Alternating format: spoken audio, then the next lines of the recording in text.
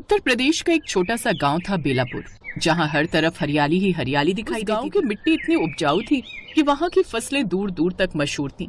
सुबह होते ही खेतों में किसान हल चलाते और कुछ दिन बाद ही हरे भरे खेतों में सब्जियों की खुशबू फैल जाती। टमाटर, भिंडी, बैंगन, मिर्च, लौकी, हर तरह की सब्जी यहाँ खूब होती थी। इसी वजह से शहरों से व्यापारी ट्रक लेकर आते और किसानों से सब्जियां खरीद कर ले जाते। सभी गाँव वाले ये देखकर खूब खुश होते थे। ऐसे ही एक रोज, अरे भाई, इस बार तो हमारी भिंडी की फसल भी खूब हुई है, अच्छी कमाई होगी हमारी। हाँ भाई, शहर वाले व्यापारी तो कल ही बोले थे कि बेलापुर की सब्जियों का कोई जवाब नहीं। हाँ हाँ, वो तो होगा ही, आखिर हम लोग इतनी मेहनत भी करते हैं और ऊपर वाले की कृपा से हमारे यहाँ के खेतों की खेती भी कितनी लाजवाब है। तभी उनकी पत्नियां उन्हें आवाज देते हुए कहती हैं, अजी खाना बनकर तैयार है, आपकी गप्पे खत्म हो गई हो तो घर आकर खाना खा लीजिए। हाँ हाँ, आया सरोज। ऐसे ही एक एक कर बाकी की पत्नियां भी आवाज देने लगी। फिर सभी किसान खुशी खुशी अपने घर चले गए। लेकिन किस्मत को शायद कुछ और ही मंजूर था। कुछ ही दिनों बाद अचानक जैसे एक अजीब बीमारी उन फसलों में फैल गई। एक सुबह जब मनोहर अपने खेतों में गया तो वहाँ का नजारा देख हैरान ही रह गया। अरे ये क्या हो गया, मेरी सारी भिंडी की फसल सूख गई। हे भगवान, मैं तो बर्बाद हो गया, कुछ नहीं बचा अब मेरा। हे भगवान, ये क्या, मेरे टमाटर के पौधे भी काले पड़ गए। जाने किसकी नजर लग गई हमारे खेतों को, अब क्या होगा। अब कुछ ही दिनों में पूरे गांव के खेत खराब हो गए।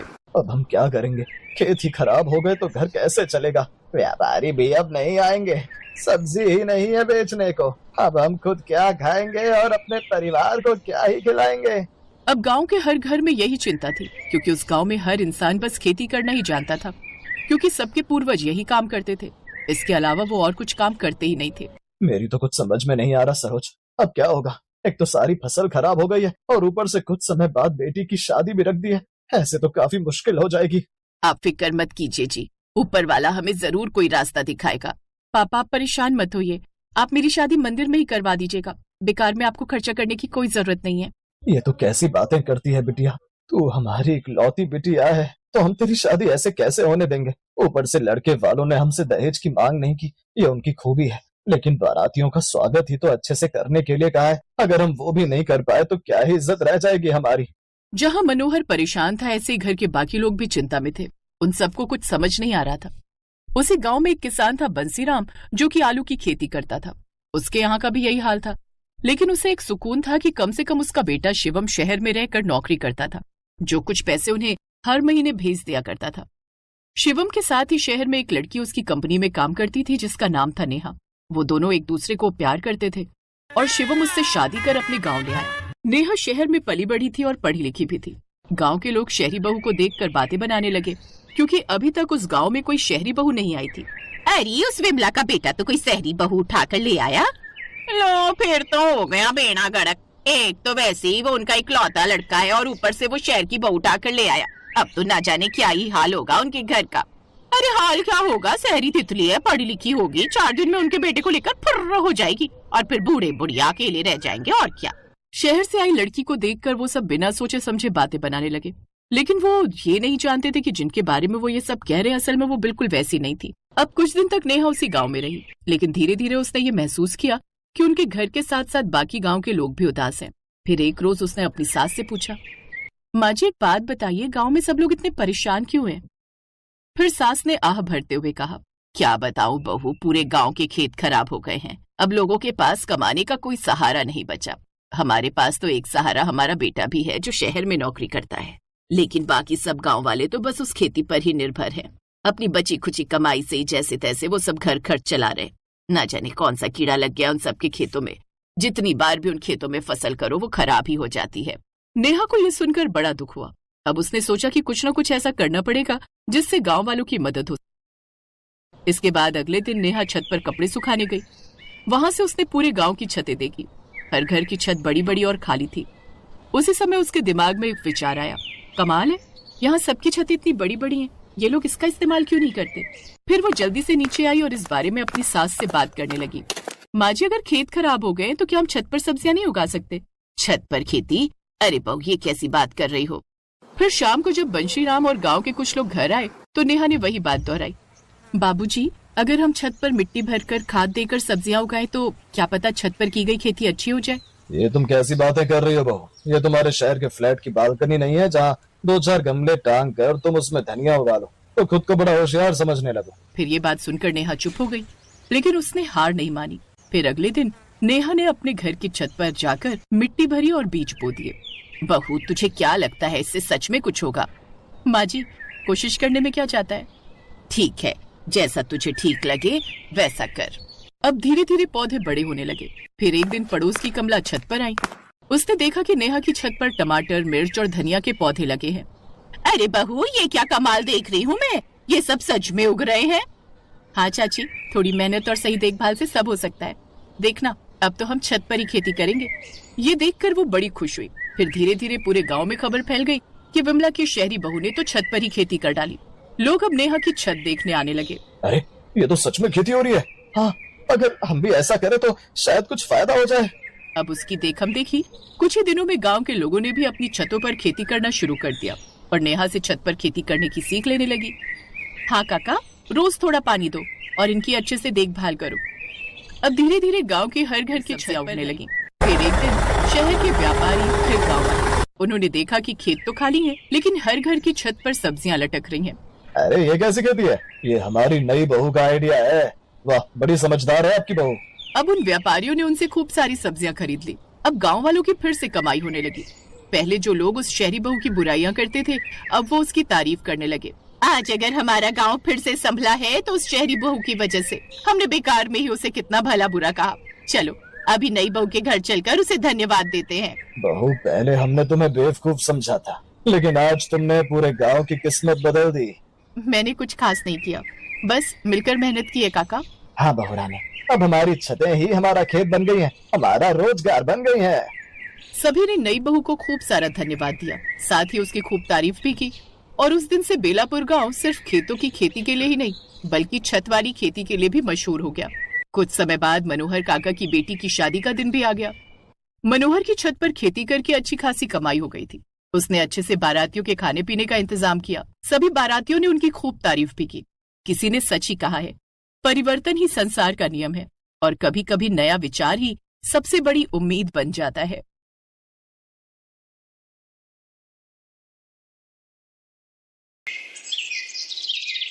पार्वती अपनी नई बहू सोनम के इंतजार में हाथों में थाली लिए खड़ी थी। अपनी बहू की आरती उतारकर पार्वती बोली, सोनम बहू, अपने दाहिने पैर से ये कलश गिराकर। सोनम कलश गिराकर अंदर आ गई। उस घर को देखकर सोनम बोलती है, सूरज, तुम्हारा घर तो कितना छोटा है। अरे ये क्या, आते ही अपने पति का नाम लेने लगी। हमारे यहाँ पति का नाम नहीं लेते। अच्छा, तो आप बाबूजी को कैसे बुलाती थी? मैं तो इन्हें सूरज के पापा कहकर बुलाती थी। लेकिन माँ जी, मुझे तो इन्हें बंटी के पापा कहकर बुलाने में शर्म आती है। तुम भी ना एकदम बॉडम हो, तो तू इसको एजी ओजी कहकर बुला लिया कर। अच्छा जाओ, अब अपने कमरे में जाओ और नहाकर फ्रेश हो जाओ। फिर कल तुम्हें अपने हाथों से प्रसाद बनाना है, जिसके लिए हमें कुलदेवी की पूजा करने जाना है। अगले दिन सुबह जल्दी उठकर सोनम नहाकर तैयार हो जाती है। फिर अपनी पहली रसोई करने रसोई में जाती है, जहाँ वो अपनी पहली रसोई में सबके लिए हलवा बनाती है और फिर कुलदेवी के मंदिर जाकर उन्हें वो प्रसाद चढ़ाती है। ऐसे कुछ दिन बीत जाते हैं। कुछ दिन बाद सोनम को अपने ससुराल के हालातों के बारे में पता चल जाता है। एक रोज, सुनिए जी, घर में सभी सब्जियां खत्म हो गई हैं, मुझे कुछ पैसे दे दीजिए। अगर नहीं दिए ना तो शाम को बनाने के लिए घर में कुछ भी नहीं होगा और हमें नमक या अचार के साथ रोटी खानी पड़ेगी। मैं खाने को कहाँ से लाऊं? अभी तो मालिक ने तनख्वाह भी नहीं दी। अच्छा, मैं चलता हूँ, काम पर जाने के लिए देर हो जाएगी। सूरज एक फैक्ट्री में गार्ड की नौकरी करता था। उसकी तनख्वाह बहुत कम थी और खाने वाले पूरे 5 जन। हे राम, 50 रुपए किलो बैंगन। नहीं, इतने महंगे नहीं चाहिए। अच्छा, ये आलू कैसे दिए? आलू भी पूरे 60 रुपए किलो। सब कुछ इतना महंगा है, इतनी महंगी महंगी सब्जियां खरीदूंगी तो आटा चावल कैसे आएगा? तभी सोनम के कानों में 10 रुपए अचार की आवाज पड़ती है। 10 रुपए अचार? ऐसा करती हूँ, आज यही ले चलती हूँ, कम से कम सस्ता तो है। उस रोज वो अचार लेकर ही घर आ जाती है और उसी से सबको रोटी परोसती है। लेकिन अब अगले कुछ दिनों तक भी वो वही सब उनको परोसती रहती है। अरे बहू, रोज ये अचार रोटी खाकर ऊब चुके हैं, घर में सब्जी नहीं बन सकती क्या? आप तो जानती हैं माँ जी, इनकी कमाई कितनी सी है और बाजार में सब्जियों के दाम कितने ज्यादा। भाभी ठीक कह रही है, अब जो भी बना है खा लो। मुझसे तो नहीं खाया जाएगा बिना सब्जी के खाना। बंटी, ओ बंटी, जरा इधर तो आना। जा पड़ोस वाली कमला को बोल इस कटोरी में जरा सब्जी दे दे। 8 साल का बंटी कटोरा उठाकर सब्जी लेने पड़ोस की कमला काकी के घर चला जाता है। हाँ बोलो बंटी, ये कटोरी लेकर क्यों आए हैं? वो दादी ने थोड़ी सब्जी मंगवाई है। कमला मन ही मन सोचती है, आज अगर इसे सब्जी दे दी तो कल ये फिर कटोरी उठाकर सब्जी मांगने चला आएगा। एक काम करती हूँ, जो कल की बासी सब्जी रखी है वही दे देती हूँ। कमला बंटी को बासी सब्जी दे देती है, जिससे अब सोनम की सास पार्वती वो खा लेती है। शाम को वो बाजार जाकर 10 रुपए की थोड़ी सी सब्जी ले आती है, लेकिन उसमें सिर्फ आधी कटोरी सब्जी बन पाती, जिसमें केवल उसकी सास के लिए हो पाती। फिर एक रोज रोज जो सब्जियां बाजार से लाना तो हो नहीं पाएगा। मेरा मायका गांव में है, वहां पर खेत होने से कितना लाभ होता है। कम से कम हम अपने खेत में या आंगन में क्यारी लगाकर उसमें सब्जियां तो उगा सकते थे, लेकिन यहाँ तो इतनी भी जगह नहीं है कि हम ये कर सकें। शहरों में तो छोटी छोटी गलियां होती हैं जहाँ सब्जियां भी नहीं उगा सकते। खैर, अब कर भी क्या सकते हैं। इसके बाद सोनम घर के कामकाज में जुट जाती है, लेकिन अभी भी उसके दिमाग में यही सब चल रहा था। फिर शाम को छत पर से कपड़े उठाने गई, तभी अपनी लंबी चौड़ी खाली छत देखकर वो सोचने लगी, मैं भी कितनी बुद्धू हूँ, मेरे पास इतनी लंबी चौड़ी छत है, क्यों ना मैं इसी में सब्जियां उगाऊं। हाँ, थोड़ी मेहनत लगेगी। अब सोनम के मन में उत्साह आने लगता है। वो उसी दिन से छत पर मिट्टी डालकर उसमें खाद डालकर सब्जियां उगाने का काम करती है और उनकी देखभाल में कोई कमी नहीं आने देती। कुछ ही दिन में सब्जियां अच्छे से उगकर तैयार हो जाती हैं। ये देख सोनम बड़ी खुश होती है। माँ, सब्जी तो बहुत अच्छी बनी है, खट्टी मीठी। बिल्कुल ठीक कहा, सच में इसका स्वाद बड़ा अच्छा है। अरे, अपनी खेती की सब्जियों की बात ही अलग है। ये तो हमारी बहू की मेहनत है जो उसने शहर में छत पर भी इतनी अच्छी सब्जियों की खेती कर ली। बहू, तू तो मुझे एक कटोरी और दे दे, मुझे तो बड़ा ही मजा आ रहा है। ऐसा लग रहा है अपने गांव की खेतों की सब्जियां खा रहे हैं। नहीं तो गांव से शहर की मंडी तक आते आते सब्जियां आधी तो वैसे ही बासी हो जाती हैं, जिसमें कोई स्वाद ही नहीं होता, ऊपर से इतनी महंगी। अब तो हम रोज ही ताजी ताजी सब्जी खाएंगे और इसके दाम भी नहीं देने पड़ेंगे। सोनम को भी अब छत पर बने उस खेत से प्यार हो गया। अब वो खाली समय मिलते ही उसकी देखभाल में लग जाती। फिर एक रोज, तुम सच में बड़ी मेहनती हो सोनम। आज तुम्हारे कारण हमारी सब्जियों के पैसे बच जाते हैं और हमें इतनी ताजी सब्जी भी खाने को मिल जाती है। तभी वहाँ कमला भी आ जाती है। बहू, आज मेरे घर में सब्जी खत्म हो गई और बाजार अब इतनी धूप में कौन जाए। तू अभी के लिए अपने छत वाले खेत से मुझे कोई सब्जी तोड़ कर दे दे, जैसी तूने उस दिन दी थी ना मुझे बासी सब्जी। ऐसे ही बहू कोई सड़ी गली सब्जी है तो वो इस मुई कमला को लेकर आ। सत्यानाश जाए तेरा, उस रोज उल्टियां कर करके मेरा बुरा हाल हो गया था। अब मुझे माफ भी कर दो पार्वती, हो गई गलती मुझसे। अच्छा, कोई बात नहीं काकी, आप बैठिए, मैं आपके लिए छत से बैंगन लेकर आती हूँ। सोनम छत से बैंगन तोड़कर उसे लाकर दे देती है और वो अगले दिन फिर सोनम के घर आ जाती है। सोनम बहू, इतनी अच्छी सब्जी तो मैंने शहर में खाई ही नहीं, कितनी ताजी और स्वादिष्ट। ऐसा कर, तू मुझे आज कोई और सब्जी भी लाकर दे दे, तू चाहे तो बदले में पैसे ले ले। नहीं काकी, उसकी कोई जरूरत नहीं है, मैं अभी लाती हूँ। सोनम छत से सब्जियां तोड़कर उसको लाकर देती है, जिसके बदले कमला काकी उसे पैसे देती है। रख ले बहू, ये तेरी मेहनत के हैं, और हम बाजार से जाकर सब्जियां लाते हैं तो वहां भी तो पैसे देते हैं ना। अरे, मैं तो कहती हूँ कि तू ऐसी सब्जियां बाजार में बेचे ना तो तू अच्छी कमाई कर सकती है। पहली बार उन सब्जियों के दाम पाकर सोनम बड़ी खुश होती है और अब वो खुद का काम शुरू करने की सोचती है। वो अपने घर के बाहर ही ताजी सब्जियों का बोर्ड लगा देती है। अब जिसे भी वो ताजी सब्जियां चाहिए होती, वो उसके घर आकर उसकी छत से सब्जियां खरीद कर ले जाते। सोनम बहन, मुझे 2 किलो बैंगन, 2 किलो सीताफल और 1 किलो भिंडी घिया दे दो। जी अच्छी बात है, अभी बांध देती हूँ। सोनम, तेरे कारण हमें भी कम दाम में अच्छी सब्जियां खाने को मिल जाती हैं। ये ले तेरे 300 रुपए। अब उनकी आर्थिक स्थिति काफी सुधरने लगी, क्योंकि अब मुफ्त की सब्जियां खाने के साथ साथ उन सब्जियों से कमाई भी होने लगी और अब घर खर्च तो सोनम की सब्जियां बेचकर ही सूरज की तनख्वाह सूखी बच जाती और अब वो खुशी खुशी से रहने लगे। ये वीडियो अच्छी लगी तो चैनल को सब्सक्राइब कर रहे हैं और इस तरह का वीडियो देखने के लिए चैनल को लाइक एंड सब्सक्राइब जरूर करें और इसी तरह अच्छी वीडियो देखें।